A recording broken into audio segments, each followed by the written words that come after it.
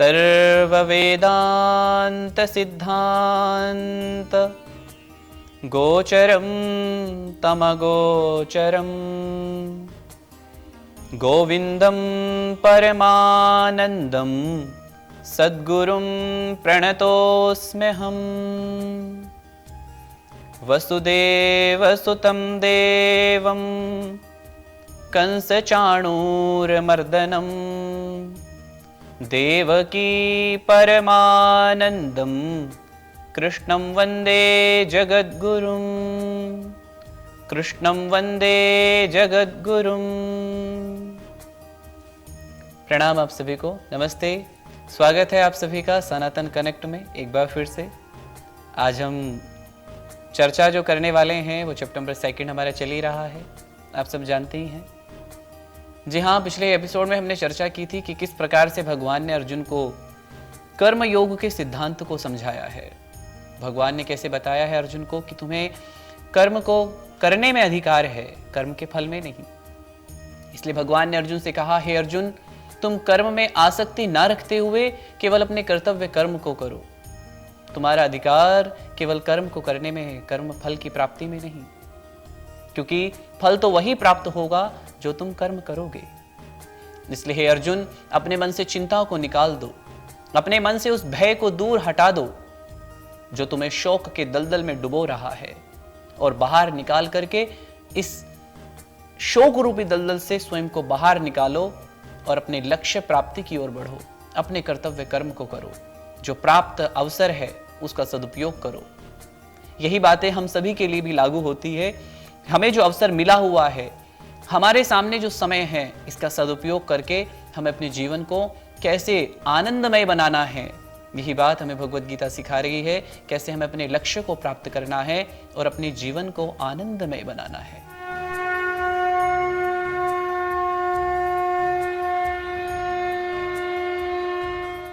आरंभ करते हैं श्लोक संख्या 49 से। दूरेण ह्यवरं कर्म बुद्धियोगात् धनंजय बुद्धौ शरणमन्विच्छ कृपणाः फलहेतवः। भगवान अर्जुन से कह रहे हैं कि हे अर्जुन, जब तुम योग में स्थित हो जाओगे, समत्व में आ जाओगे और अपने कर्म को करोगे, कर्तव्य कर्म को करोगे, तो वह तुम्हारी किस प्रकार रक्षा करेगा। भगवान कह रहे हैं कि समत्व बुद्धि से किया गया कर्म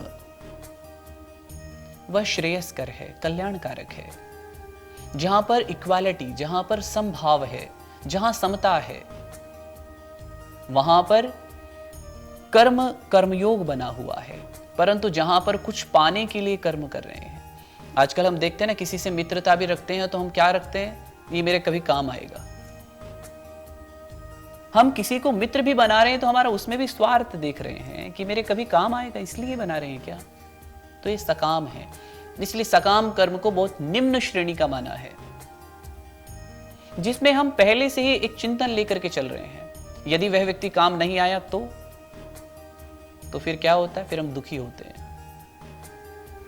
क्योंकि एक्सपेक्टेशंस हमें अपंग बनाती हैं, बहुत छोटा बना देती हैं। जीवन में जब हम बहुत सारी अपेक्षाएं लेकर के चलते हैं तो दुख भी सहते हैं। इसलिए समत्व का अर्थ है, समबुद्धि का अर्थ है, जहां पर सुख दुख लाभ हानि कुछ है ही नहीं, इन सबसे ऊपर है, जहां विदाउट एनी एक्सपेक्टेशंस चल रहे हैं। अन्यथा मन में बहुत सारी सकाम भावनाएं भी आती हैं। यदि मैं इस व्यक्ति से संपर्क करूंगा तो ये मेरे कितने काम बना सकता है, और नहीं बनाए तो क्या संबंध तोड़ देंगे। बंधुओं, संबंध इस बात से नहीं बनते हैं कि ये मेरे कितना काम आएगा और कितना नहीं। संबंध हृदय से बनते हैं। प्रेम प्रकृति है, व्यवहार नहीं है। हम जब किसी से प्रेम करते हैं तो हम इसलिए नहीं करते कि वह भी मुझे करे। ये तो फिर व्यापार हो गया ना एक प्रकार का। व्यवसाय कर रहे हैं कि मैं तुम्हें प्रेम करता हूं, तुम भी मुझे करो। तो ये व्यवहार नहीं है प्रेम। प्रेम प्रकृति है, मेरा स्वभाव है करना, तो मैं कर रहा हूं। ऐसे ही संबंध जो हैं हमारे जब बनते हैं तो इसलिए नहीं बन रहे हैं कि हमें इनसे कुछ मिलने वाला है, हम इनसे कुछ प्राप्त करेंगे। देने का नाम भी तो प्रेम हो सकता है ना, सिर्फ लेने का ही नाम प्रेम नहीं होता। हम दे क्या सकते हैं? इसलिए सकाम कर्मों को भगवान निम्न श्रेणी का बता रहे हैं। जब हम मन में भावनाएं लेकर के किसी कर्म को कर रहे हैं, मुझे ऐसा मिल जाएगा, वैसा हो जाएगा, तो ये सब सकाम कर्म है। इसलिए भगवान अर्जुन को कह रहे हैं निष्काम कर्म करो। भगवान अर्जुन को कह रहे हैं कि तुम बुद्धि की शरण में जाओ। और ये बुद्धि की शरण क्या है? बुद्धि योग की शरण में जाना क्या है? क्योंकि जब आप बुद्धि से निर्णय लेंगे, जब आप बुद्धि की शरण में जाएंगे, तो ये जो आप मन के अनुसार बहुत सारे कर्म कर रहे होते हैं ना, मेरा मन कर रहा है मैं ये कर लूं, मेरा मन कर रहा है मैं ऐसा काम कर लूं, तो मन जब आपका बहुत अधिक करने लगता है तो मन हमें वासनाओं में डाल देता है, क्योंकि मन तो न जाने क्या क्या करता है। तो बुद्धि निर्णय करती है ना क्या करना चाहिए और क्या नहीं करना चाहिए। आपका मन कह रहा है आज मैं मूवी देखने के लिए जाऊं, पर बुद्धि बताएगी ना, बुद्धि से आप निर्णय लेते हैं ना कि नहीं आज नहीं जाना है क्योंकि कल परीक्षा है, तो आज परीक्षा की तैयारी कर लो। या नहीं आज नहीं जाना है, आज घर में बहुत सारे गेस्ट आए हुए हैं, माता जी घर में अकेली हैं, उनकी सहायता करनी है। ये कौन बता रहा है? बुद्धि बता रही है। तो इसलिए भगवान कह रहे बुद्धि की शरण में जाओ ताकि उचित और अनुचित का निर्णय ले सकें। अन्यथा मन के अनुसार तो हम बहुत सारे कर्मों को करने लग जाते हैं। तो मन के अनुसार कर्म करने से जीवन में भटकाव भी आते हैं और वासनाओं का संचय भी होता चला जाता है। इसलिए भगवान कह रहे हैं कि इनसे ऊपर उठो, क्योंकि ऐसे लोगों को भगवान जो मन के अनुसार कुछ भी करते हैं, ऐसों को भगवान कह रहे हैं बड़े दीन है, अत्यंत दयनीय स्थिति है ऐसे लोगों की। भगवान कह रहे हैं तुम इनसे ऊपर उठो, अर्थात तुम बुद्धि की शरण में जाकर के उचित और अनुचित का निर्णय लेकर के अपने कर्म को कर दो। बुद्धि युक्तो जहाति उभे सुकृत दुष्कृते तस्माद् योगाय युज्यस्व योगः कर्मसु कौशलम। भगवान अब बताते कर्म बंधन से छूटने का उपाय क्या है। बंधुओं, भगवत गीता में भगवान ने कहीं भी नहीं कहा है कि तुम कर्म को छोड़ दो। कर्म को छोड़ने की बात कहीं नहीं कही है। छोड़ना क्या है? आसक्ति छोड़नी है। आसक्ति का त्याग करना है, जिस आसक्ति में हम डूबे हुए हैं उसका।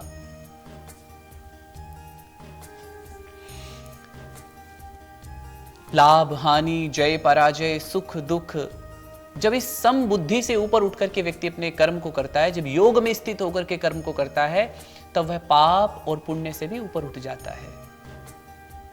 और जब वह पाप और पुण्य से ऊपर उठ जाता है, तब वह किसी परलोक में जाकर के मुक्त नहीं होता, वह इसी लोक में इन सब से मुक्त हो जाता है। वह इसी लोक में समत्व को प्राप्त हो जाता है। और जब समत्व को प्राप्त हो जाता है तो भगवान कैसे कहते हैं कि जब पाप पुण्य, लाभ हानि, जय पराजय से ऊपर उठ जाओगे, तब तुम समत्व को प्राप्त हो जाओगे। और समत्व को प्राप्त होने से यह समत्व रूप ही तुम्हें कर्मों में कुशलता देगा। योगः कर्मसु कौशलम, आपने सुना भी होगा। योग ही कर्मों में कुशलता देता है। अब योग क्या है? फिर से वही बात आती है, जहां पर समत्व है, जहां पर सम है, जहां द्वंद्व नहीं है, जहां ड्युअलिटी नहीं है। जब आप ड्युअलिटी से ऊपर उठ गए हैं, जब समभाव आ गया है, सुख दुख, लाभ हानि, जय पराजय, चिंता भय, इनसे मुक्त हो गए हैं, पाप और पुण्य से परे हो गए हैं, तब आप योग में स्थित हो जाते हैं। और जब व्यक्ति योग में स्थित एकाग्र मन से किसी कर्म को करता है, तो वह कर्म योग बन जाता है। इसलिए कहा है योगः कर्मसु कौशलम। यह समत्व रूप योग ही कर्मों में कुशलता है। अर्थात यही कर्म बंधन से छूटने का उपाय है। भगवान आगे कहते हैं, कर्मजं बुद्धि युक्ता ही फलं त्यक्त्वा मनीषिणः जन्म बंध विनिर्मुक्ताः पदं गच्छन्त्यनामयम्। भगवान कह रहे हैं अर्जुन को, क्योंकि जब समत्व बुद्धि में आ जाएगा, जब समबुद्धि में युक्त हो जाता है, तो ज्ञानी जन कर्म बंधनों से, उन कर्मों से उत्पन्न होने वाले फल को त्याग करके जन्म रूपी बंधनों से मुक्त होकर के निर्विकार पद, परम पद को प्राप्त हो जाते हैं। योग युक्त बनने के उपदेश को भगवान ने दिया कि तुम योग में युक्त हो जाओ। तो ऐसा सुनकर के अर्जुन के मन में प्रश्न उठा कि आखिर संभाव से उसको कर्म क्यों करने चाहिए।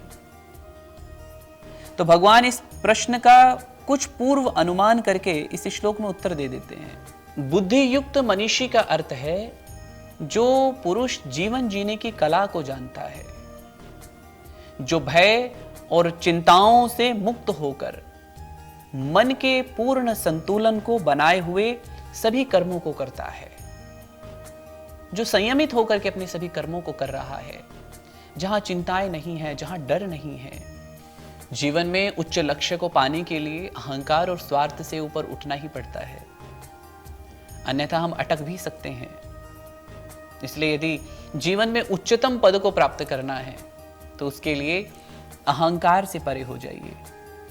एक कहीं पर मैंने सुना था कि जब तक व्यक्ति जब पहाड़ चढ़ता है तो झुक करके चढ़ता है, और जब पहाड़ से उतरता है तो सीधा उतरता है। अर्थात जब तक मनुष्य के अंदर एक अकड़ बनी हुई है, जब तक उसके अंदर अहंकार है, तब तक वह उच्च शिखर पर नहीं पहुंच सकता। अगर ऊपर पहुंचना है, यदि किसी उच्च लक्ष्य को पाना है, तो झुककर चलना होगा, विनम्र बनकर के चलना होगा, अपने अंदर नम्रता लानी होगी, अपना व्यवहार विनम्र बनाना होगा, अहंकार नहीं होना चाहिए। यदि परम पद को पाना चाहते हो तो अपने अहंकार का त्याग कीजिए। आप सब कुछ नहीं हो सकते। स्वाभिमान होना अच्छी बात है, पर अभिमान नहीं होना चाहिए। यही जीवन जीने की सबसे बड़ी कला है। स्वार्थ नहीं होना चाहिए। स्वार्थ हो पर कैसा? अपने उद्धार का स्वार्थ हो। स्वार्थ हो तो पारमार्थिक स्वार्थ हो। किसी को कष्ट दे करके अपने आप को उठाना, ये स्वार्थ नहीं होना चाहिए। स्वार्थ होना चाहिए, पर कैसा? जहां पर अपना कल्याण हो, वह देखिए। अपना कल्याण जहां पर पारमार्थिक कल्याण की बात हो। अपना कल्याण ऐसा नहीं, इस व्यक्ति से मैं इतना धन ले लूंगा तो मेरा ये वाला काम बन जाएगा, ऐसा नहीं। पारमार्थिक कल्याण की बातें हैं। यदा ते मोह कलिलम बुद्धिर्व्यतितरिष्यति तदा गन्तासि निर्वेदम श्रोतव्यस्य श्रुतस्य च। भगवान अर्जुन को कह रहे हैं कि जिस काल में तेरी बुद्धि इस मोह रूपी दलदल से बाहर निकल जाएगी, या जिस काल में तुम इस मोह रूपी दलदल को पूर्ण रूप से पार कर जाओगे, उस समय तो सुने हुए और सुनने में आने वाले इस लोक और परलोक संबंधी सभी भोगों से वैराग्य को प्राप्त हो जाएगा। बंदो, यहां पर एक शब्द आया वैराग्य। वैराग्य का अर्थ क्या है? कुछ लोग कहते हैं कि वैराग्य का अर्थ होता है भगवान में लीन हो जाना। ना, ये नहीं है। किसी एक वस्तु या व्यक्ति के साथ में राग हो जाना और बाकी से बेराग हो जाना, इसी वैराग्य कहते हैं। किसी एक के प्रति राग और बाकी सबसे बेराग, इसे ही वैराग्य कहते हैं। ईश्वर के प्रति राग हो गया तो संसार से वैराग्य हो जाएगा, और संसार के प्रति राग हो गया तो ईश्वर से वैराग्य हो जाएगा। किसी को अपने प्रोफेशन में राग हो गया तो बाकी सबसे वैराग्य हो जाएगा। एक वैज्ञानिक जब किसी अनुसंधान के लिए लगता है तो संसार को भूल जाता है, क्योंकि उसे अपने अनुसंधान से राग है। तो बाकी क्या है? वही वैराग्य है। तो वैराग्य क्योंकि सुनने में बहुत बार आता है, तो भगवान कह रहे हैं जो तुमने सुना है, जो तुमने केवल अभी तक बातें पढ़ी हैं या सुनने में आई हैं, पर कब इस वैराग्य को प्राप्त करोगे? जब इस मोह रूपी दलदल से बाहर निकल जाओगे।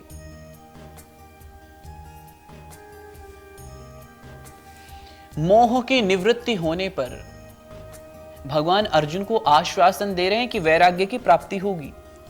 जब बुद्धि शुद्ध हो जाती है, जब चित्त पवित्र हो जाता है, निर्मल हो जाता है, तब वहां परम आनंद की प्राप्ति होने लगती है। तब राग वहां आ जाता है जहां होना चाहिए, एक ब्रह्म में, सत्य में राग होने लगता है और असत्य से हटने लगते हैं। स्वरूप से दिव्य होते हुए भी चैतन्य आत्मा मोह के आवरण में फंसी हुई लगती है। इस मोह का कारण है वह अनिर्वचनीय शक्ति माया, जिसका वर्णन नहीं किया जा सकता। अव्यक्त विद्युत के समान है। माया भी प्रत्यक्ष दृष्टिगोचर नहीं होती, परंतु विभिन्न रूपों में उसकी अभिव्यक्ति यही उसके अस्तित्व को सिद्ध करती है। इलेक्ट्रिसिटी को हम देख नहीं सकते, पर विभिन्न उपकरणों के माध्यम से वे व्यक्त हो रही है। इसी से हम समझ पाते हैं कि हाँ, करंट है। सभी जीवों की संरचना में माया के कार्य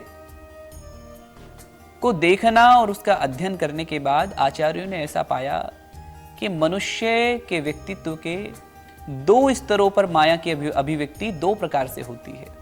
बुद्धि पर आत्मस्वरूप के अज्ञान के रूप में पड़े इस आवरण को माया शक्ति, या ये कहिए कि माया का आवरण कहा गया है। बुद्धि पर पड़े इस अज्ञान आवरण के कारण मन अनात्म जगत की कल्पना करता है और उस जगत के विषय में उसकी दो धारणाएं दृढ़ होती चली जाती हैं। पहला ये कि यह सत्य है, और दूसरा कि मैं अनात्मा ही हूं। अनात्मा माने देह इत्यादि में अपने आप को मानने लग जाता है, शरीर मानने लग जाता है स्वयं को। मन के स्तर पर कार्य करने वाली माया की ये जो शक्ति है, ये विक्षेप शक्ति कहलाती है। इस श्लोक में कहा गया है कि कर्म योग की भावना से कर्म करते रहने पर बुद्धि की शुद्धि होती है। तब उसके लिए संभव होता है कि आवरण को हटाकर आत्म स्वरूप का साक्षात्कार कर सके। इस प्रकार मोह निवृत्ति का परिणाम है विषय उपभोग से वैराग्य, परंतु आत्म अज्ञान के होने पर मनुष्य विषयों से ही सुख पाने की आशा में दिन रात परिश्रम करता रहता है। उसे लगता है कि सुख केवल बाहर ही है, सुख केवल प्रकृति में है, सुख केवल पहाड़ों पर है, सुख केवल भोग में है, सुख केवल ऐश्वर्य में है, सुख केवल बड़ी गाड़ी में बैठने पर ही मिलता है, सुख केवल समुद्री यात्राओं में मिलेगा, सुख केवल बड़े आलीशान घर में मिलेगा। नहीं है, सुख हमारे अंदर है, अंतःकरण में विद्यमान है। मन की शांति ही परम सुख है। सुख कहीं बाहर नहीं है। आपके पास मखमली गद्दे हैं पर नींद नहीं है, इसे सुख कहते हैं क्या? बहुत धन और ऐश्वर्य होने के पश्चात भी आपका मन संतुष्ट नहीं है, इसे सुख कहते हैं क्या? सुख वह है जहां पर 2 रोटी टाइम पर मिल रही है और मन संतुष्ट है। इससे बड़ा सुख क्या है? जहां मखमली गद्दे नहीं है सोने के लिए पर नींद है अच्छी, इसे सुख कहते हैं। शरीर स्वस्थ है, इसे सुख कहते हैं। जहां बहुत भोग नहीं है, बहुत ऐश्वर्य नहीं है, पर प्रसन्नता है मन में, यही सुख है। तो इस प्रकार विषय उपभोग से वैराग्य हो जाने के बाद जो सुख पाने की आशा में दिन रात परिश्रम करता रहता है, जैसे सर्दियों में जब कोहरा आने लगता है और बादलों से सूर्य आच्छादित हो जाता है, ढक जाता है। जब सर्दी अधिक होती है तब हम क्या करते हैं? आग जला करके बैठते हैं, आग के समीप बैठते हैं जाकर के तपने के लिए, उष्णता मिले हमें, इसलिए बैठते हैं। पर जैसे जैसे धीरे धीरे सूर्य आने लगता है, बादल छटने लगते हैं, कोहरा समाप्त होने लगता है, तो फिर अग्नि के पास नहीं बैठते हम, फिर हम उस धूप का आनंद लेते हैं जो आ रही है। फिर सूर्य की उष्णता का अनुभव करके वह अग्नि के पास से उठ करके धूप का आनंद लेता है। वैसे ही आनंद स्वरूप के अज्ञान के कारण विषयों को पाने के लिए चल रही मनुष्य की जो भागदौड़ है वह अपने आप समाप्त हो जाती है जब वह अपने स्वरूप को पहचान लेता है। यहाँ संपूर्ण जगत का निर्देश श्रुत और श्रोतव्य इन दो शब्दों से किया गया है। इसमें सभी इंद्रियों द्वारा ज्ञात होने वाले सभी विषय समाविष्ट हैं। कर्मयोगी की बुद्धि ना तो पूर्व अनुभूत विषय सुख का स्मरण करती है और ना ही भविष्य में प्राप्त होने वाले अनुभवों की आशा। आदिगुरु शंकराचार्य जी अगले श्लोक की संगति बताते हैं कि यदि तुम्हारा प्रश्न हो कि मोह आवरण भेद कर और विवेक जनित आत्मज्ञान को प्राप्त कर कर्मयोग के फल परमार्थ योग को तुम कब पाओगे, तो फिर सुनो। श्रुति विप्रतिपन्ना ते यदा स्थास्यति निश्चला समाधावचला बुद्धि तदा योगम अवाप्स्यसि। भगवान कहते हैं कि बहुत भांति भांति के वचनों को सुनने से विचलित हुई तुम्हारी बुद्धि जब परमात्मा में अचल होकर के स्थिर ठहर जाएगी तब तुम योग को प्राप्त हो जाओगे। अर्थात परमात्मा से जो नित्य संयोग है वो हो जाएगा। जब पांचों ज्ञानेंद्रियों के द्वारा विषयों को ग्रहण करने पर भी जिसकी बुद्धि अविचलित रहती है तब उसे योग में स्थित समझा जाता है। सामान्यतः इंद्रियों के विषय ग्रहण के कारण ये इंद्रियां शब्द आ रहा है। ये इंद्रियां है क्या? हाथ, पैर, नाक, कान, मुख, कान, ये सब बाहरी जिनसे हम सेंस जो हमारी है, स्किन है, हमारी आईज हैं, हम इनसे विषयों को ग्रहण करते हैं। देख करके, सुन करके, और किसी भोजन के आस्वादन लेते हैं तो जिह्वा से लेते हैं, तो हम इनसे विषयों को ग्रहण कर रहे हैं। तो इसलिए इंद्रिय शब्द जब जब प्रयोग हो रहा है तो इंद्रियों के विषयों के ग्रहण के कारण मन में बहुत सारे विक्षेप आने लगते हैं। योगस्थ पुरुष का मन इन सब में निश्चल रहता है। उसके विषय में आगे स्थित प्रज्ञ के लक्षण और अधिक विस्तार से बताते हैं। जैसे बहुत सारे व्याख्याकारों ने भगवत गीता की व्याख्या की है, तो और बहुत सारे दार्शनिकों के परस्पर विरोध भी दिखते हैं। तो इन सभी सिद्धांतों को सुन करके जिसकी बुद्धि विचलित नहीं होती वह योग में स्थित हुआ समझा जाता है। अब तक के प्रस्तुत किए गए तर्कों से इस विषय में अर्जुन की रुचि बढ़ने लगती है। इतनी सारी बातें हो रही हैं, इतना सारा विषय चल रहा है। आत्मा के बारे में भगवान ने बताया, कर्म के बारे में बताया, स्थित प्रज्ञ के बारे में भगवान बता रहे हैं। अर्जुन का इंटरेस्ट बढ़ रहा है, वो उन्माद से थोड़ा बाहर निकल रहा है, शोक से थोड़ा बाहर आ रहा है। अर्जुन की रुचि बढ़ने लग रही है भगवान को सुनने में। और मुझे लगता है आपकी भी, कि आगे क्या होने वाला है। आखिर अर्जुन प्रश्न क्या करेगा और भगवान उत्तर क्या देंगे। जी हां, जैसे अर्जुन बाहर निकल रहा है ना शोक से, आप भी निकल सकते हैं इसी तरह, ठीक ज्ञान को प्राप्त करके, उचित और अनुचित के भेद को जान करके। जैसे अर्जुन अब भगवान से प्रश्न करने वाला है ना, आप भी कर सकते हैं प्रश्न। यदि है आपके मन में कोई तो करिए ना, जिज्ञासाओं को दबाइए मत, मन में चल रहे द्वंद्वों को बाहर निकालिए। हमने पहले भी कहा खाली हो जाइए। तो अगर है आपका भी कोई प्रश्न तो लिखिए ना कमेंट बॉक्स में, हम निश्चित रूप से चर्चा करेंगे प्रश्नों पर। मैं करने वाला हूं ऐसा नहीं है, भगवत गीता में सब कुछ है पहले से। मैं आपको कोई नई बातें नहीं बता रहा हूं। ये सारी बातें अर्जुन और कृष्ण की हैं। तो अर्जुन मोह के द्वंद्व से बाहर आने लगा है, उन्माद से थोड़ा बाहर निकलने लगा है। अब उसे कृष्ण की बातों में रुचि होने लगी है, इसलिए अब अर्जुन आगे भगवान से प्रश्न करते हैं। प्रश्न व्यक्ति कब करता है, आप स्वयं का भी अवलोकन करिएगा। व्यक्ति प्रश्न कब करता है, जब वह शोक से बाहर आ गया हो, जब उसमें विषाद ना हो, जब उसका मन धीरे धीरे एकाग्र होने लगा हो, जब वह विषय को समझने लगा हो तब प्रश्न भी आने लगते हैं। जैसे अर्जुन के मन में प्रश्न आया है, इससे अगले श्लोक में अर्जुन भगवान से प्रश्न करते हैं क्योंकि विषय समझ रहे हैं। तो अब अर्जुन भगवान से 4 प्रश्न करते हैं। वो 4 प्रश्न क्या है अगले श्लोक में जानते हैं। अर्जुन उवाच, अर्जुन बोले, स्थित प्रज्ञस्य का भाषा समाधिस्थस्य केशवः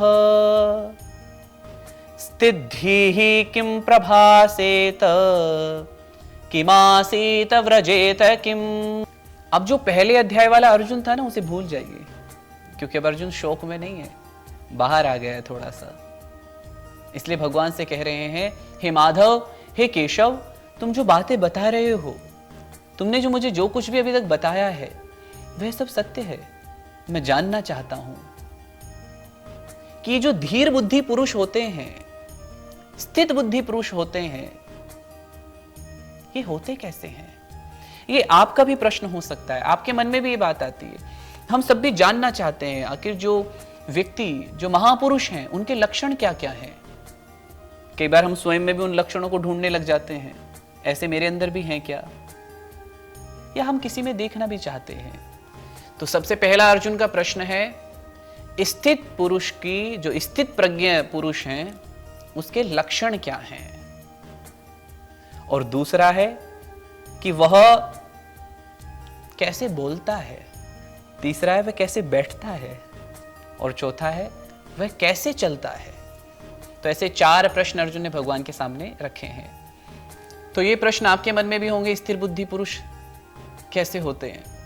तो अर्जुन ने ऐसे 4 प्रश्न भगवान के सामने रखे हैं। अब भगवान उत्तर देना प्रारंभ करेंगे कि स्थिर बुद्धि पुरुष के लक्षण क्या हैं, वह बोलता कैसे है, वह चलता कैसे है, और वह बैठता कैसे है।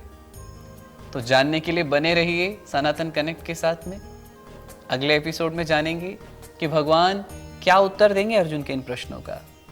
आखिर स्थिर बुद्धि पुरुष, उसके लक्षण हैं क्या, आप कैसे पहचाने स्थिर बुद्धि पुरुष को, वह बोलता कैसे है, और बैठता कैसे होगा, और चलता कैसे होगा। तो जानने के लिए बने रहिए अगले एपिसोड तक के लिए। तब तक के लिए आप सभी को प्रणाम, नमस्ते, जय श्री कृष्ण।